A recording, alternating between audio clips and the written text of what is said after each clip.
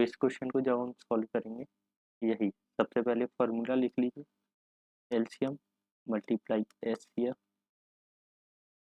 Is equal to first number multiply second number. तो देखिए, दो संख्याओं का एचसीएफ और एलसीएम 16 और 160 है। तो देखिए एलसीएम कितना है 160, एचसीएफ कितना है 16 इज इक्वल टू, यदि पहली संख्या 32 है, फर्स्ट नंबर 32 है, तो दूसरी संख्या क्या होगी? दूसरी संख्या हमें फाइंड करनी है। 32 मल्टीप्लाई में है, लेफ्ट साइड जाएगा तो डिवाइड में आ जाएगा।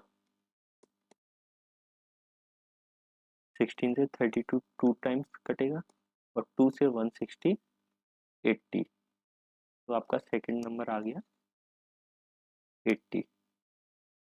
Option B correct answer.